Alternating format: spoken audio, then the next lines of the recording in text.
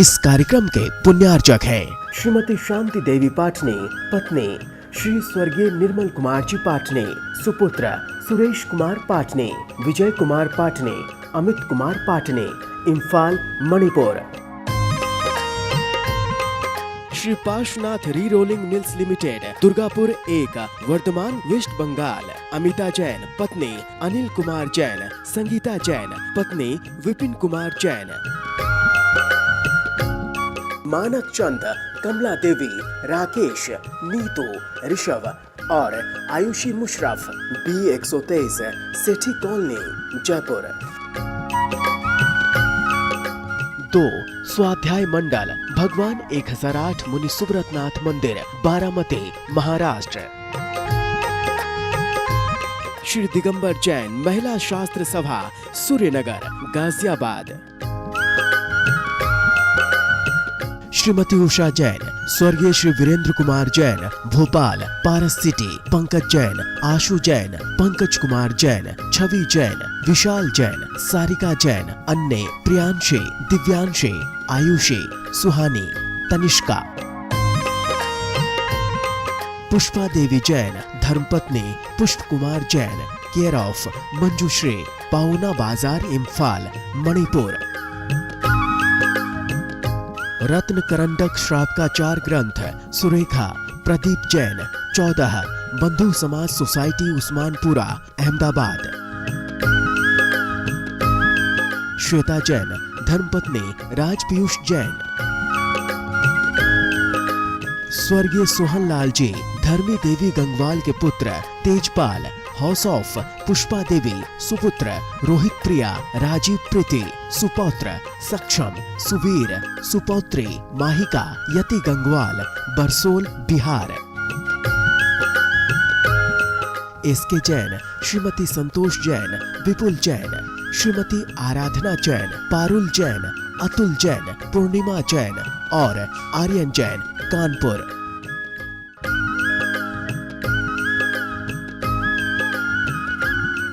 जय जिनेन्द्र।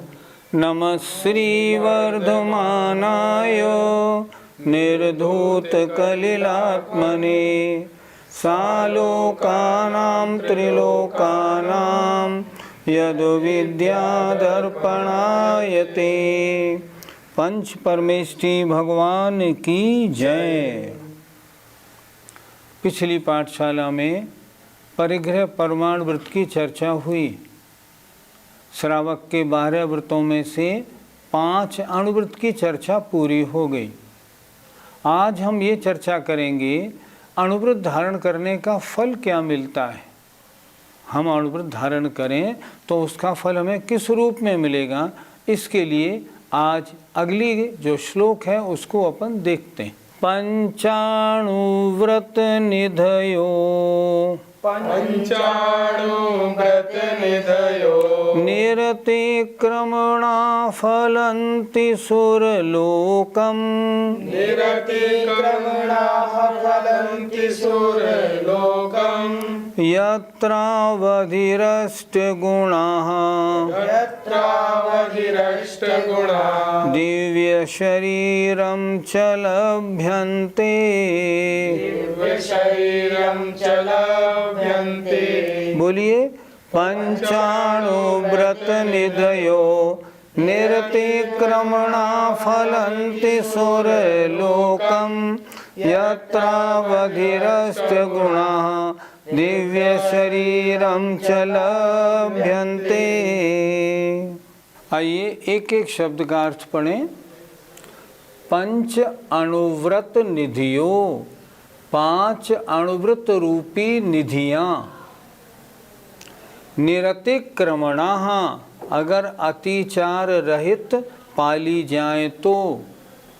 फलंति, फल देती हैं। सुरलोकम, देवताओं के लोक का अर्थात स्वर्ग का। अर्थात यदि 5 अणुव्रत रूपी निधियों का अतिचार रहित पालन किया जाए तो देव पर्याय की प्राप्ति होती है। देव पर्याय में क्या होता है? यत्र माने जहाँ, अवधि अवधि ज्ञान मिलता है। अष्टगुणाः 8 रिद्धियाँ होती हैं और दिव्य शरीरम दिव्य वैक्रियक शरीर च लभ्यन्ते प्राप्त होते हैं। पंडित जी, देवों की 8 रिद्धियां कौन सी होती हैं? प्रत्येक देव के 8 रिद्धि होती हैं। छोटे देवों में उन रिद्धियों की सामर्थ्य कम होती है, बड़े देवों में उन रिद्धियों की सामर्थ्य ज़्यादा होती है। पहली रिद्धि होती है अणिमा, अर्थात अपने शरीर को छोटे से छोटा बना लेना। दूसरी होती है महिमा, अपने शरीर को योजनों लंबा बना लेना। महिमा माने बड़ी। तीसरी होती है गरिमा, अपने शरीर को अत्यंत भारी बना लेना। चौथी रिद्धि है लघिमा, अपने शरीर को रुई से भी हल्का बना लेना। ये क्षमता देवों में होती है। इसके अलावा अगली होती है प्राप्ति, अर्थात बैठे बैठे चाहे जिस वस्तु को चाहे हजारों मील दूर रखी हो उसको छू लें, प्राप्ति। एक होती है प्राकाम्य, अर्थात जल में पृथ्वी की तरह और पृथ्वी पर जल की तरह चलने की सामर्थ्य होना। ईशित्व, जो देखे वो बस में हो जाए, ऐसा विशिष्ट उनकी आभा होती है। और वशित्व, चाहे जिसको वश में कर लें, जो देखे वो वश में हो जाए। ओहो, ये तो ऐसे लगते हैं जैसे भगवान ही हों। ऐसी 8 प्रकार की रिद्धियाँ हर देवों में होती हैं और इन रिद्धियों के कारण वे अपने तरह तरह के रूप बनाते रहते हैं और आनंद लेते रहते हैं। पंडित जी, देवों का शरीर कैसा होता है? देवों का शरीर होता है वैक्रिक शरीर। वैक्रिक शरीर किसे कहते हैं? जिसको चाहे जैसा बना लें, छोटा बड़ा लंबा चौड़ा मोटा कैसा ही बना लेते हैं, उसे कहते हैं वैक्रियक। तरह तरह की विक्रिया करने की जिसमें शक्ति होती है वो वैक्रियक शरीर कहलाता है। सभी देवों का शरीर वैक्रियक शरीर होता है और उनका जन्म उपात शैया पर होता है। उस वैक्रियक शरीर में क्या विशेषता है? पहली बात, कोई धातु नहीं होती, मल नहीं होता, मल मूत्र नहीं, खून पीप हड्डी कुछ भी नहीं होती, नींद बिल्कुल नहीं आती, पसीना नहीं आता, चमक अत्यंत चमकदार रहते हैं। और अगली बात, उन विचित्र शरीर में और क्या होता है? रोग एक भी नहीं होता, भोजन की आवश्यकता नहीं पड़ती। जब भूख लगती है कंठ में अपने आप अमृत झर जाता है और तृप्ति हो जाती है। ऐसा विचित्र शरीर, दिव्य शरीर उन देवों के होता है। जहाँ वो जाते हैं उनके शरीर से बहुत तेज प्रकाश निरंतर निकलता रहता है। व्रतों को धारण करने वाले जीव क्या सभी स्वर्ग जाते हैं? व्रतों को धारण करना 2 प्रकार का होता है, एक सम्यक्त सहित, एक सम्यक्त रहित।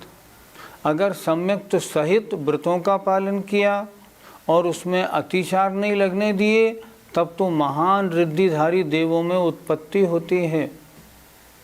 अगर व्रतों को धारण किया और व्रतों में दोष नहीं लगने दिए पर सम्यक दर्शन नहीं हुआ तो देव पर्याय तो मिलेगी लेकिन रिद्धिधारी देव नहीं बनेंगे। कारण क्या है? जिन जीवों के नरक आयु, तिरंचायु और मनुष्य आयु का बंद हो गया हो उनके व्रतों को धारण करने के विचार ही नहीं बनते। और जो व्रतों को धारण करते हैं सम्यक तो रहित हों या सम्यक तो सहित, उनको देव पर्याय मिलती है।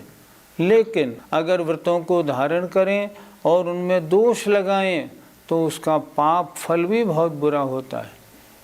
इसलिए क्या करना चाहिए? जितने व्रतों का हम पालन कर सकें उतने व्रतों को लें। जीवन को व्रत रहित नहीं बनने दें, व्रत ज़रूर लें। उनमें दोष लग जाएगा नहीं, उससे नहीं डरें। दोष तो लगेंगे, उससे कोई बात थोड़ी। दोष लगेंगे, उनका प्रायश्चित्त ले लेंगे, प्रतिक्रमण करेंगे, उसमें कौन सी बात है। लेकिन व्रती ज़रूर बनना चाहिए। जो व्रती नहीं बन रहे हैं लगता है उनके नरक तिरंचायु का आश्रय बंद हो चुका है। इसलिए व्रती बनने में तो लाभ ही लाभ है। पंडित जी, हम व्रती कैसे बने? पहले तो ये समझें कि व्रत लेने से लाभ क्या है। जब आपकी समझ में ये आ जाएगा व्रती बनने के लाभ बहुत हैं, जब ये समझ में आ जाएगा फिर व्रत लेने का आपका अपने आप भाव बनेगा और आप व्रतों को धारण कर लेंगे। ये तो जब तक व्रतों के बारे में और इनके फल के बारे में नहीं समझा है तब तक ये दिक्कत है, अदरवाइज़ कोई दिक्कत थोड़ी है। अब देखो, व्रती बनने वाले की ये पर्याय भी सफल होती है, अगली पर्याय भी सफल होती है। और व्रती बने तो अगली पर्यायों में तरह तरह के सुखों की प्राप्ति होती है। अगर देव पर्याय की प्राप्ति हो गई तो क्या फ़ायदा होगा? पंचमेरु के अकृत्रिम जिनालय, नंदीश्वर द्वीप के जिनालयों की वंदना करेंगे, भगवान की पूजा करेंगे, 700 पुण्य का बंद करेंगे। इसलिए व्रत जरूर धारण करने हैं।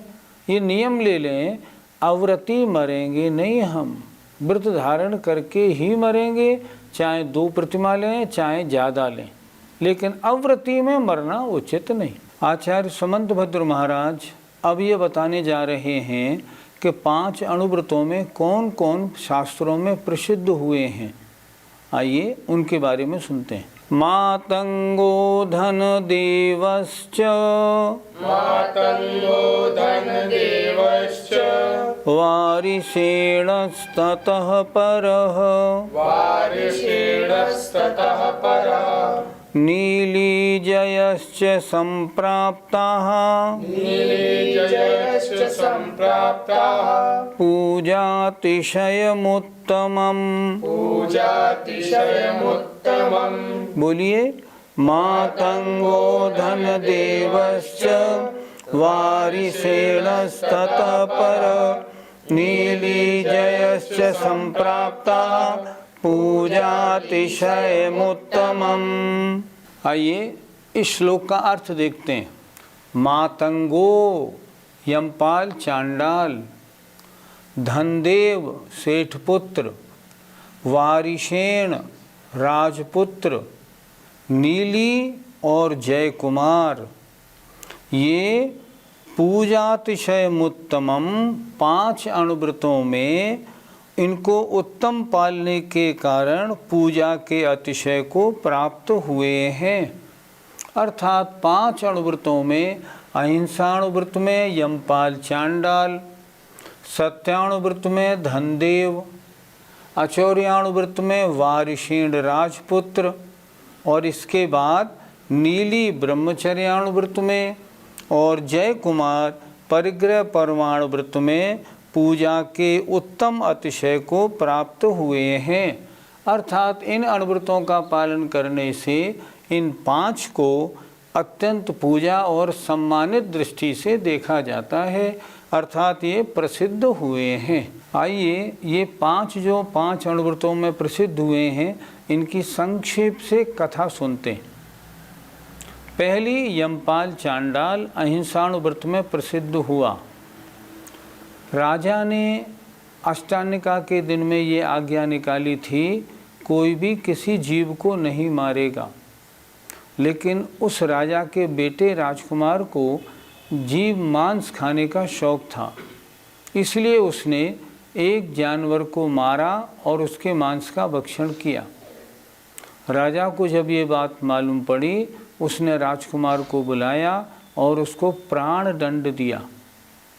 प्राण दंड देने वाला था कोतवाल, यमपाल नाम का कोतवाल, यमपाल नाम का चांडाल। यमपाल नाम के चांडाल को बुलाया, लेकिन वो घर पे नहीं था। क्यों नहीं था? क्योंकि उस दिन चतुर्दशी थी और चतुर्दशी को उसने एक नियम लिया था मुनि महाराज से कि मैं चतुर्दशी को किसी जीव की हिंसा नहीं करूँगा। नियम क्यों लिया था? उसको सांप ने काट खाया था।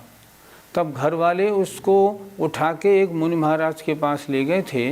मुनि महाराज के शरीर की हवा लगने से उसका जहर दूर हो गया था। तो मुनि महाराज ने कहा आप कोई नियम तो लो। तो उनने नियम लिया, मैं 14 को किसी जीव की हिंसा नहीं करूँगा। अब उस दिन 14 थी। सिपाही आए यमपाल चांडाल को बुलाने, तो वो अंदर छुप गया और उसने अपनी स्त्री से कह दिया, उनसे कह देना चांडाल नहीं है, बाहर गए हुए हैं। सिपाही बोले, अरे बड़ा अभागा है, आज तो राजकुमार को मारना था तो राजकुमार की सारी ज्वेलरी उसको मिल जाती, कितना लाभ होता। जो यमपाल चांडाल की पत्नी थी उसको थोड़ा लालच आ गया और उसने इशारा कर दिया कि यमपाल चांडाल वहाँ पे है। सिपाही गए और यमपाल को लेकर राजा के सामने पेश किया। यमपाल ने बोला, मैं आज इसको नहीं मारूंगा। राजा को बहुत गुस्सा आई। उसने यमपाल चांडाल को और अपने बेटे को दोनों को बांध करके और तालाब में फेंकवा दिया ताकि दोनों मर जाएं। लेकिन यमपाल चांडाल अहिंसाणुव्रत में प्रसिद्ध हुआ, इसलिए मैं हिंसा नहीं करूँगा, इसको उसने अपनी मजबूती से व्रत का पालन किया। इसलिए जब वो तालाब में फेंका गया तो वहाँ देव आए और देवों ने उनको सिंहासन पर बिठाकर और उनका सम्मान किया। तो अहिंसाणुव्रत में यमपाल चांडाल प्रसिद्ध हुआ। सत्याणुव्रत में धनदेव, दो सेठ पुत्र थे, धनदेव और जिनदेव। धनदेव दोनों शामिल व्यापार करते थे। धनदेव तो ईमानदारी से अपना आधा हिस्सा जिनदेव को देता था, लेकिन जिनदेव बेईमान था, वो पूरा हिस्सा नहीं देता था। धनदेव ने जिनदेव की शिकायत राजा से कर दी कि ये मेरे साथ बेईमानी करता है। राजा ने उसको बुलाया और उससे कहा, तुम सही काम क्यों नहीं करते? उसने कहा, मैं सही काम करता हूँ। तब राजा ने क्या किया, दोनों का हाथ ऐसे कराया और दोनों के हाथ पर जलते हुए अंगारे रखे। धनदेव के हाथ में जब अंगारा रखा गया उसका हाथ नहीं जला, और जिनदेव के हाथ में जब अंगारा रखा गया उसका हाथ जल गया। क्यों? क्योंकि धनदेव ने सच बोलने के नियम का पालन किया था। तीसरा, वारिशेन राजपुत्र।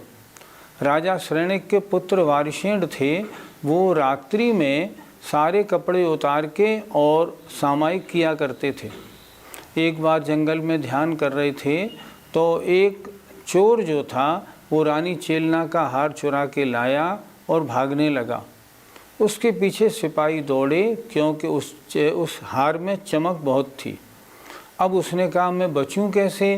तो उसने क्या किया कि वो हार वारसेन के आगे पटक दिया और वो चले गए। जब राजा श्रेणिक को मालूम पड़ा कि वारसेन के पास हार प्राप्त हुआ तो उन्होंने वारसेन को आज्ञा दी इनको दंड दिया जाए। लेकिन वो तो बिल्कुल सही थे, उन्होंने कोई गड़बड़ नहीं की थी। तब वारसेन को लाया गया और जब वारसेन को दंड दिया गया तब देवों ने उनकी रक्षा की। वारसेन ये सब देख के विरक्त हो गए और उन्होंने मुनि अवस्था धारण कर ली और उनके ऊपर जो चोरी का दोष लगा था वो गलत हो गया। चोरी नहीं करने के व्रत में वो प्रसिद्ध हुए। चौथा, नीली नाम की एक महिला ब्रह्मचर्यानुव्रत में प्रसिद्ध हुई। नीली नाम की एक महिला था क्या, एक जैन सेठ थे, उनकी पुत्री का नाम था नीली। उस पुत्री के ऊपर एक बौद्ध धर्म पालने वाला एक सेठ पुत्र था, वो अत्यंत आसक्त था, वो उससे शादी करना चाहता था। उसके पिता ने उससे कहा, शादी करना चाहता है तो नकली रूप से तू जैन बन जा, तब शादी होगी, नहीं तो नहीं होगी। तो वो जैन धर्म का पालन करने लगा। जैन धर्म का पालन करने लगा तो जो नीली के पिता थे उन्होंने अपनी लड़की की शादी उस लड़के के साथ कर दी। शादी होने के बाद वो लड़का पुनः बौद्ध बन गया। सारी क्रियाएं बौद्धों की उस घर में होने लगी। नीली को बड़ा दुख हुआ। एक दिन अचानक क्या हुआ, कुछ बौद्ध साधु उनके यहाँ आहार पे आए। नीली ने क्या किया, उनकी जो जूते चप्पल थे उन जूते चप्पलों को सब बदार के काट के और उनकी सब्जी बना दी और सब्जी बना के उन बौद्ध साधुओं को खिला दी। जब बौद्ध साधु जाने लगे तो उन्होंने पूछा, हमारे जूते चप्पल कहाँ गए? तो नीली बोली, आप बताओ, हमें नहीं मालूम। तो नीली ने कहा, वो आपके पेट में गए, आपने उनको खा लिया। जब उनको ये सुनते ही पलटी हुई तो उसमें उन चप्पल जूतों के अंश सब बाहर निकले और वो बात सत्य घटना हो गई।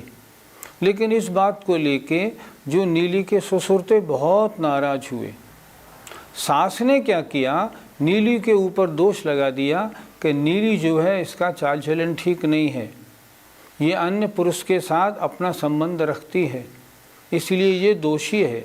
जब नीली ने ये बात सुना तो उसे बहुत दुख हुआ, क्योंकि वो ब्रह्मचर्य में बहुत अडिग रहने वाली थी। वो मंदिर में गई, भगवान के सामने नियम लेकर खड़ी हो गई कि जब तक मेरे ऊपर ये दोष है तब तक मेरा अन्न जल का त्याग है। और वो उपवास लेके वहाँ मंदिर में ही बैठ गई।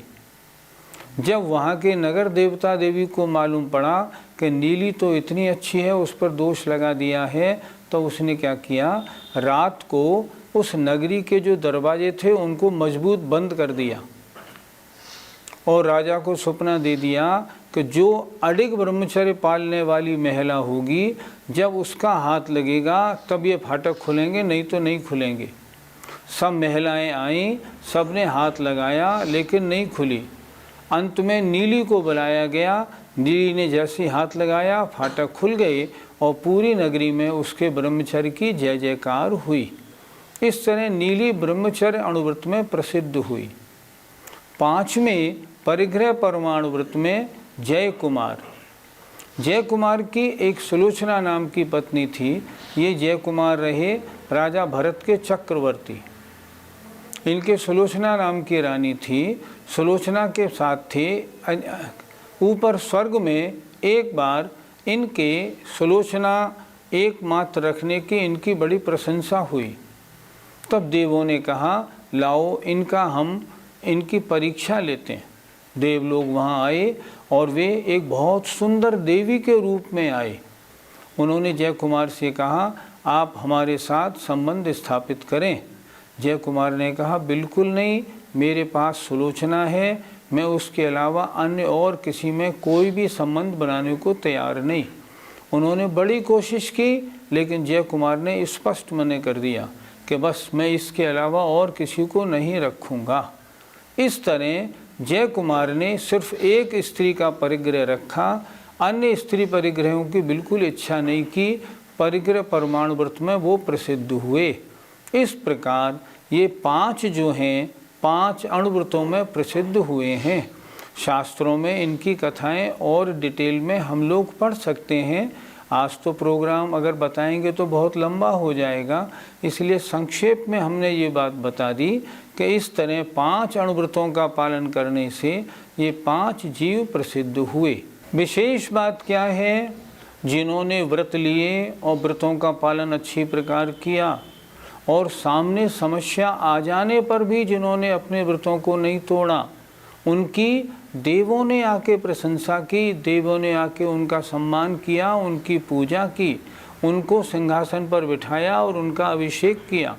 यमपाल चांडाल जैसे व्यक्ति का देवों ने सम्मान किया। उसका कारण क्या था कि जो अहिंसा का व्रत लिया था, उस अहिंसा व्रत का उसने पूरी तरह पालन किया। हमें भी चाहिए, हम भी जीवन में इन व्रतों को धारण करें और जो अपनी सीमा बना लें उससे बिल्कुल हिले नहीं। यदि ऐसा करेंगे तो देवलोक की प्राप्ति होगी, अगली पर्याय में स्वर्ग में जाएंगे और तरह तरह के विदेश क्षेत्र आकर सीमंदर स्वामी का प्रवचन सुनेंगे, अपने जीवन को धन्य करेंगे। मुझे आशा है आप सभी अणुव्रतों को धारण करने का मन बनाएंगे। जय जिनेंद्र। इस कार्यक्रम के पुण्यार्चक हैं श्रीमती शांति देवी पाटने, पत्नी श्री स्वर्गीय निर्मल कुमार जी पाटने, सुपुत्र Suresh Kumar पाटने, Vijay Kumar पाटने, Amit Kumar पाटने, Imphal Manipur. Shri Parshwanath re rolling mills limited, Durgapur 1, Bardhaman, West Bengal. Amita Jain, पत्नी अनिल कुमार जैन, संगीता जैन, पत्नी विपिन कुमार जैन। मानक चंद, कमला देवी, राकेश, नीतू, ऋषभ और आयुषी मुशरफ, B123, सेठी कॉलोनी, जयपुर। 2 स्वाध्याय मंडल, भगवान 1008 मुनि सुब्रतनाथ मंदिर, बारामती, महाराष्ट्र। श्री दिगंबर जैन महिला शास्त्र सभा, सूर्यनगर, गाजियाबाद। श्रीमती उषा जैन, स्वर्गीय श्री वीरेंद्र कुमार जैन, भोपाल पारस सिटी, पंकज जैन, आशु जैन, पंकज कुमार जैन, छवि जैन, विशाल जैन, सारिका जैन, अन्य प्रियांशी, दिव्यांशी, आयुषी, सुहानी, तनिष्का। पुष्पा देवी जैन, धर्मपत्नी पुष्प कुमार जैन, केयर ऑफ मंजुश्री, पाउना बाजार, इम्फाल, मणिपुर। रत्न करंडक श्रावकाचार ग्रंथ, सुरेखा प्रदीप जैन, 14, बंधु समाज सोसाइटी, उस्मानपुरा, अहमदाबाद। श्वेता जैन, धर्मपत्नी राज पीयूष जैन। स्वर्गीय सोहन लाल जी, धर्मी देवी गंगवाल के पुत्र, तेजपाल, हाउस ऑफ पुष्पा देवी, सुपुत्र रोहित प्रिया, राजीव प्रीति, सुपौत्र सक्षम, सुवीर, सुपौत्री माहिका, यति गंगवाल, बरसोल, बिहार। एसके जैन, श्रीमती संतोष जैन, विपुल जैन, श्रीमती आराधना जैन, पारुल जैन, अतुल जैन, पूर्णिमा जैन और आर्यन जैन, कानपुर।